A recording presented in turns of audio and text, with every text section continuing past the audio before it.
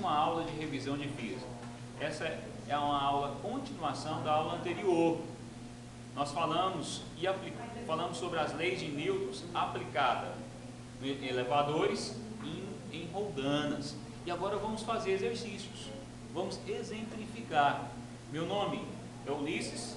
Estaremos falando sobre as leis de Newton, aplicações em elevadores e polias. Essa é a aula 2. Se você está assistindo essa aula e não teve como assistir a aula 1, depois, após essa aula, você pode voltar lá, a aula 1, e conhecer e aprender a teoria primeiro. Mas aqui eu vou estar relembrando alguns tópicos das leis de Newton aplicada em elevadores. Aqui eu tenho um elevador cujo cabo está segurando o elevador para não cair, e esse elevador sobe ou desce. O elevador ele pode subir acelerado ou subir freando, ou ele pode descer acelerado ou descer freando. Então nós temos 4 situações. Na primeira situação, nós vamos separar em grupos de 2. As 4 situações nós vamos separar em 2 grupos. Vem para cá. Primeiro, eu vou considerar que ele está subindo acelerado, ou ele está descendo retardado, ou seja, freando. Essas 2 situações, o modo de encontrar a tração do elevador e o modo de encontrar o peso aparente de uma pessoa que está aqui dentro é o mesmo, porque há 2 situações e pode se perder em problemas de elevadores: descobrir a tração ou descobrir o peso aparente de uma pessoa colocada sobre uma balança dentro do elevador. Então há 2 situações em que nós vamos trabalhar. A primeira delas é a tração. Nós vamos desconsiderar, olha só, nós vamos desconsiderar que esse rapaz está aqui, esse menino. Vamos considerar só a massa do elevador. Então eu tenho tração para cima, ele está subindo ou descendo retardado, a tração para cima e o peso para baixo.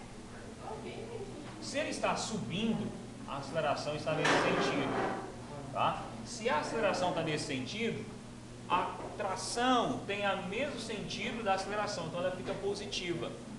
Positiva aonde? Olha só, força resultante é igual à massa do elevador vezes a aceleração. Para diferenciar de problemas posteriores, nós vamos colocar um emão grandão, que é a massa do elevador, tá ok? Voltando para cá, força resultante, eu tenho tração para cima e peso para baixo. Então eu tenho tração menos o peso do elevador, que é igual a massa vezes a aceleração. Por isso que esse peso vai para lá mais, e você sabe que peso é massa vezes gravidade. Então já vou substituir aqui, ó, e vou passar positivo. Então vai ficar massa vezes gravidade. Lembrando que esse M aqui, ó, é o emão do elevador, tá ok? Então olha só, eu tenho emão do elevador vezes gravidade, mais emão do elevador vezes aceleração. Esse M eu posso colocar em evidência. Então a tração vai resultar em M evidência, que multiplica tanto a gravidade, mais a aceleração. Por isso que eu tenho mais aqui, ó. Da mesma forma, se ele estiver descendo retardado, ok? Agora, no grupo 2, o elevador vai estar subindo retardado.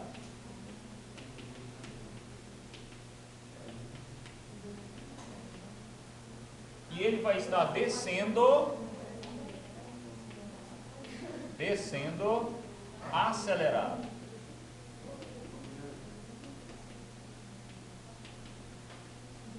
Então o que acontece? A direção da aceleração muda. Se ele está subindo retardado, a aceleração aqui, ó, do elevador está para baixo. E o peso torna-se positivo, porque está na mesma direção da aceleração. E eu vou aplicar lá na força resultante novamente. Só que vai ficar peso menos tração, ó. Peso menos tração, que é igual a massa do elevador vezes a aceleração. Muitos alunos confundem isso aqui, ó, o jogo de sinal. Mas presta atenção, o menos vai acompanhar a tração. E o menos vai acompanhar o peso. E vai para o outro lado da igualdade. Vamos colocar em mão de massa do elevador. Você pode perceber que tem um menos aqui. Lá na matemática, você já tem um hábito, o professor já explicou, e multiplica por menos 1. Há uma razão de multiplicar-se por menos 1, lá na matemática. Mas isso é outro assunto para outra aula. Mas, aplicando menos 1 aqui, nós temos tração, que é igual a peso mais peso menos massa maior vezes a aceleração. Ok? De modo que não tem um sinal negativo do lado esquerdo da igualdade. Esse peso, parabéns, esse peso é massa vezes gravidade. Então, no lugar do peso, eu vou colocar em mão vezes a gravidade. Esse M vai ficar em evidência novamente. Então, a tração, massa vezes gravidade menos a aceleração. É isso mesmo. Você deve estar pensando assim, aqui a tração do fio é maior, é mais tenso. Quando ele está subindo acelerado ou descendo freando, ele está segurando o elevador, né? E aqui a tração é mais livre, né? Fica com uma folga ali, porque está subindo retardado, então o cabo não tem a mesma tração desse exemplo aqui. Tanto é, olha só no exemplo do exercício. Nós temos no exercício 1, a gravidade 10 metros por segundo ao quadrado, a massa do elevador é 600 quilos, e ele sobe com 4 metros por segundo ao quadrado. Então ele está subindo, né? Ele está subindo acelerado. Qual dos dois momentos lá atrás nós vamos usar? O grupo 1 aqui, né? Tração é igual a massa, que multiplica a gravidade mais a aceleração. Então, trazendo para cá, olha só, tração é igual a massa vezes gravidade mais a aceleração. Substituindo aqui a massa, 600, certo? E aqui, ó, eu tenho 14, vou fazer isso aqui por etapa. A gravidade é 10, mais quanto? 4, certo? Então eu tenho tração é igual a 600 vezes 14. Se você tem dificuldade de fazer essa continha sem calculadora, vou fazer aqui no rascunho para a gente treinar isso aqui também, ó. 600 que multiplica 14. Então eu vou ter 4 vezes 0, 0, tá? Vou apagar aqui para escrever mais em cima, ter mais espaço. Vamos lá. 14 vezes 0 dá 0, aqui dá 0. 4 vezes 6 dá 24. 1 vezes nada dá nada. 1 vezes 0 também dá 0. 1 vezes 6 dá 6. Eu vou somar aqui as casas, né? 4 mais 0, 4. 2 mais 6, 8.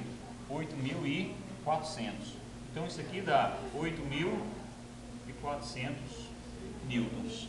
Ok? Então a nossa continha aqui, ó, nós podemos perceber que se o elevador tivesse em repouso, você iria calcular que é 6.000 newtons o peso. O peso seria 6.000 newtons. Aqui eu tenho 8.400 devido a essa mudança, né, da aceleração. Ou seja, a influência da aceleração, o cabo fica mais tenso. Do mesmo modo, eu posso aplicar com uma pessoa dentro do elevador. Uma pessoa de 40 kg está dentro do elevador, está subindo, ele sobe com 4 metros por segundo. Vamos colocar aqui uma aceleração diferente? Uma aceleração de 2 metros por segundo, ele sobe. Qual vai ser o seu peso aparente? Pessoal, para peso aparente, no lugar da tração, você vai colocar o peso aparente. Vem para cá comigo, vem. A câmera, chega mais perto. Aqui não tem tração? Da mesma forma, olha só. Agora eu não quero mais calcular a tração. eu quero calcular é justamente, né, uma situação em que o menino está dentro do elevador, certo? Em repouso, normalmente ele tem um peso, tá? E para cima eu tenho força normal. Só que quando o elevador mover aqui, eu vou chamar essa força normal de peso aparente. Porque ele vai ter uma sensação que a balança vai marcar menos ou a sensação que a balança vai marcar mais. Então, no lugar da tração, eu vou ter peso aparente. Da mesma forma, peso aparente menos o peso da pessoa. E aqui, ó, ao contrário, você colocar em mão, você vai colocar em mim. O que é em mim? É a massa da pessoa. Então você vai ter peso aparente, né, que é igual ao peso mais massa vezes aceleração. Do mesmo modo, peso aparente, eu vou ter massa vezes gravidade mais massa vezes aceleração. Ok? Sendo que, colocando evidência, você vai resultar na fórmula bem semelhante, só que aqui é a massa da pessoa e aqui é meu peso aparente. Então eu vou usar isso aqui para responder o próximo exercício lá, ó. Uma pessoa está dentro do elevador com massa 40 kg. O elevador sobe com aceleração de 2 metros por segundo. Qual que é o marco da balança? Ou seja, o peso aparente dela. O peso aparente vai ser massa da pessoa vezes gravidade vezes a aceleração. Então o peso aparente vai ter massa 40, gravidade 10 e aceleração 2. Novamente aqui, ó, vai aparecer uma continha para você fazer. 10 mais 2, 12. Não assusta não, ó. 40 vezes 12. Professor, tenho dúvida aqui, então vamos fazer. 2 vezes 0, 0. 2 vezes 4, 8. 1 vezes nada, nada. 1 vezes 4, 4. Você vai perceber que vai dar 8, 480, tá? Então nós temos aqui um peso aparente de 480 newtons. E se ele te pedisse a massa? Aí você ia dividir por 10. Peso igual a massa vezes gravidade. A massa seria de 48 quilos, ou seja, a massa aparente. Outro tópico que nós temos que tratar dentro da aplicação de leis de Newton é sobre roldanas. Você percebe aqui que é uma roldana agora fixa e duas roldanas móveis. E eu passei aqui um cordão, de modo que quando eu puxar isso aqui, essa roldana aqui, ó, vai subir e essa roldana vai subir. Você pode perceber que essa subida aqui, ó, tem duas tração, né, para um vetor aqui. Duas tração para um vetor aqui. Nós podemos provar, mas depois nós vamos fazer isso, né? Mas normalmente um pensamento geral aqui, você pode perceber que eu sempre tenho duas tração. Por força resultante igual a massa vezes a aceleração, nós vamos provar que a força motora é o peso dividido por 2 elevado a n. N é o número de polias móveis. Então, se eu tenho aqui um peso de 4.000 newtons, qual que é a minha força motora?